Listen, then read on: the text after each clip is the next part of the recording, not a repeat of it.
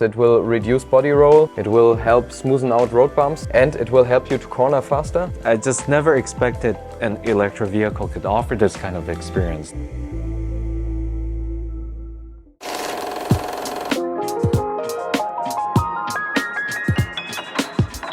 Hello and welcome to Beyond the Drive. I'm your host Vincent. And I'm Niklas, Director Products and Services at Porsche Taiwan.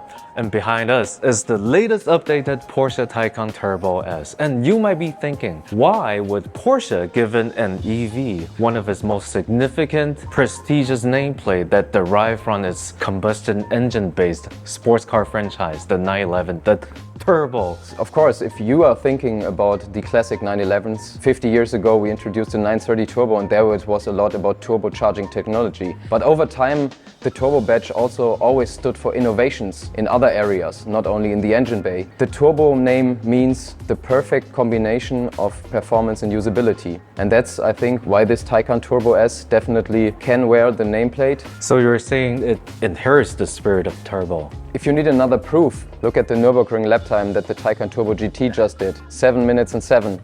I have to say it's quite unbelievable because EVs are seen as unsuitable for track use. But still, this car managed to perform such impressive results. So today, we're gonna have a closer look at the secret behind and how Taycan embodies their turbo nameplate and make it the fastest four-door saloon at the ring.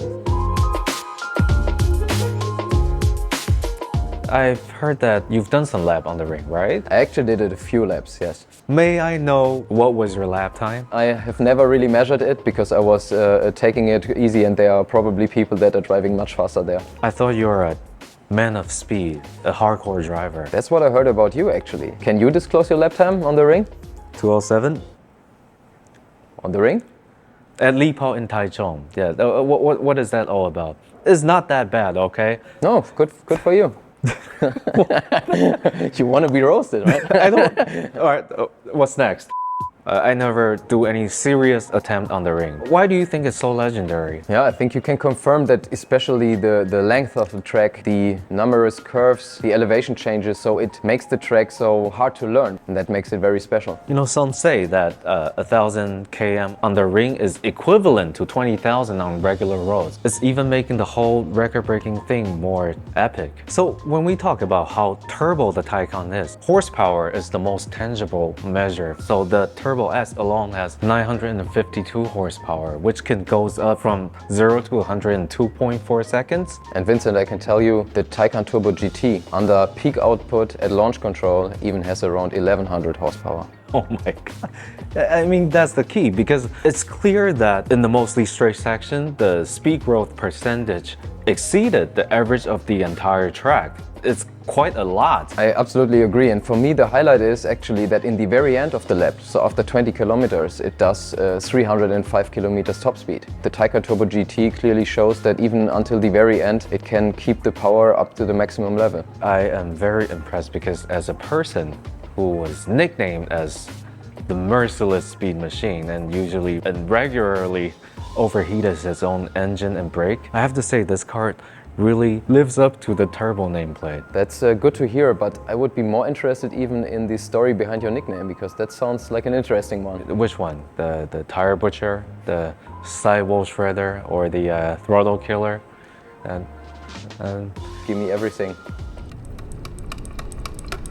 我上车有沸腾了，它刚空掉了，碎掉了。这应该是真的GT了。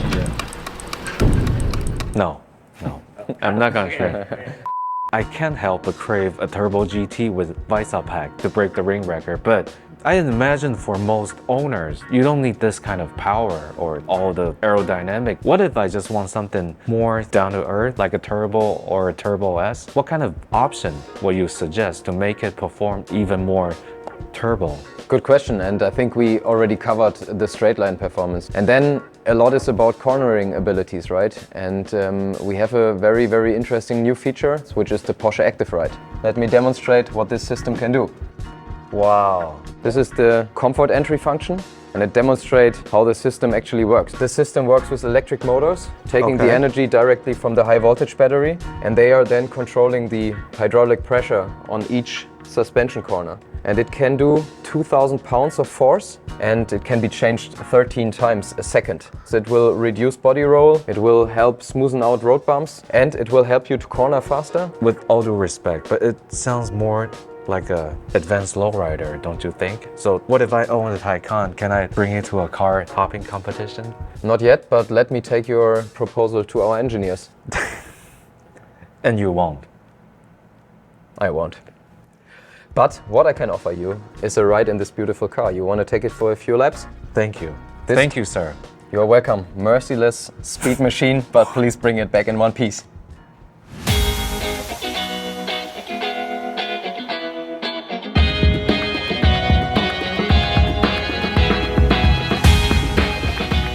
老实说，这真的是一套很不可思议的系统，因为它所能做的，不管是 active cornering， 乃至于 comfort acceleration and braking 的抑制侧倾还有俯仰的功能呢，就是一个真的只能用黑科技来形容绝对的稳定性、绝对的车身水平，甚至是一台重心这么低趴的纯电的跑车，在面对这些坑洞的时候，可以这么的柔韧，然后也没有什么二次弹跳，可能你需要花一点时间去习惯这个反向补偿的物理特性，毕竟它某方面来讲和我们过去熟悉的那种方式是有一点出入的，可是它真的很舒服。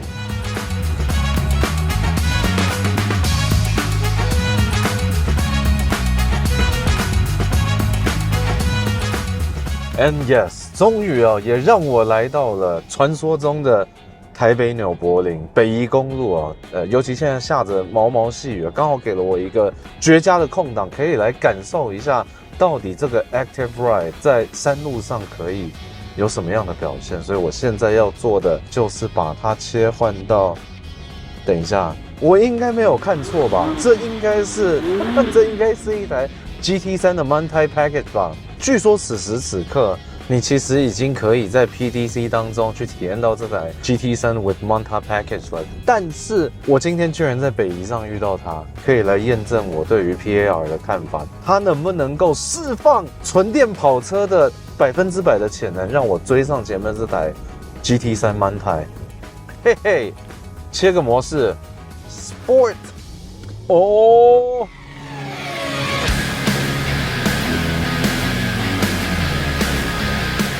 这个模式底下，它首先会切掉 Comfort Acceleration and Braking 以及 Active Cornering 这两个反向补偿的比较明显的功能啊。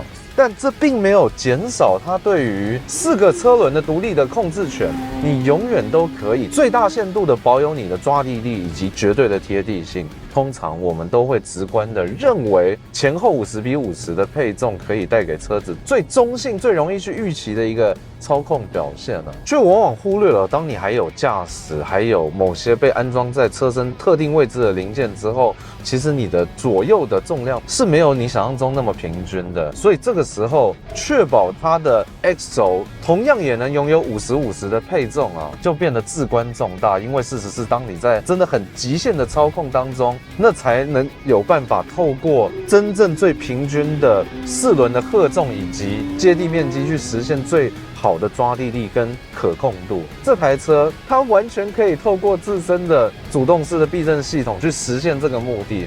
在过去，这完全是一件你无法想象的事情。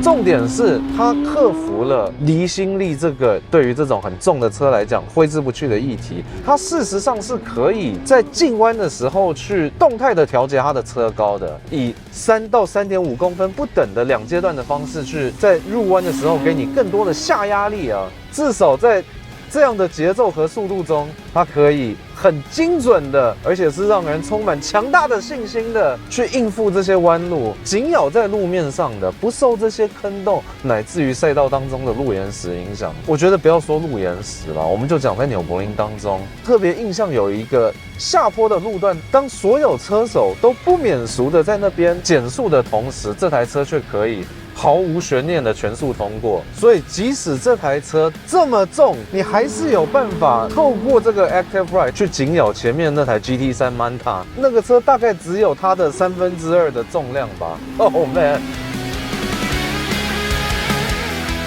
老实说，这真的会让人很好奇，到底 Turbo GT Visoc Package 开起来又会是什么样的水平啊？但我也不讳言啊，那些愿意花100多万买一台没有后座的4门电车的人，真的是少数中的少数了。但即便如此哦，你还是有办法透过选配去解放出 Taycan 很竞技的这一面。举凡像是 Must Have 的 PAR 之外呢，在 Turbo S 上面标配的碳陶瓷刹车啦、轮圈翼片啦、后轮转向啦，再来就是赛道氛围 ，Turbo Night 的黑化套件啦。灭火器啦、跑车计时器啦，甚至是跑车模拟声浪啦，都一应俱全哦。但假如这还不能够满足你激烈超价的 fantasy 啊，你甚至还可以选配这一座可变遮光率的透明车顶啊，来进一步的帮你找回在电车当中因为少了内燃机的声浪和震动而失去的那些速度的刺激。老实说，此时此刻我完全认同这是一台 Turbo， 毋庸置疑。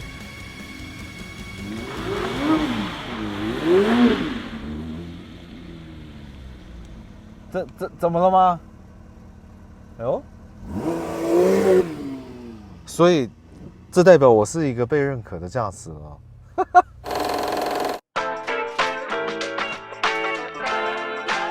Welcome back, how was it?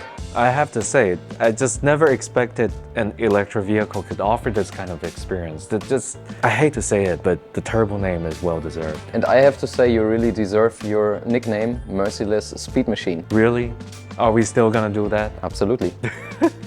Since the show is about to end, I think it's time for some rapid fire Q&A. So, Niklas, are you ready? Of course, let's go. What was your first car? Mazda MX-5 NB, so second generation. What is your favorite top 5 car models? Alfa 8C, Wow. Ferrari 288 GTO, McLaren F1, Mazda MX-5, and my personal favorite 997.2 GT3 RS. Name 3 must-have options on the Taycan besides performance. The Burmester sound system, panoramic roof with sunshine control, going for a nice interior, so I would choose the race text in combination with Pepita. Name 3 colors that could bring out the most performance vibe. Naming colors is good, but I have something prepared for you, so I would need my suitcase for that one. So we pick 3 colors: Signal Yellow, Riviera Blue, and we have Auratium Green Vatium here, which is a Wait, 356 wait. color actually. Can I have the suitcase? I think it's a little heavy for you, but I brought another surprise, a smaller version of that one. This is for you, as an inspiration. Thank you. You can choose your favorite color. I'm gonna save it for my next Christmas. Last question. Do you think there's still a place for combustion engine, even with this kind of trend? Good question, and definitely a yes. I think a combustion engine still has its place in this world. It's a lot about emotions, about sound, about being very much connected to your car. So yes, there is still room for combustion engines.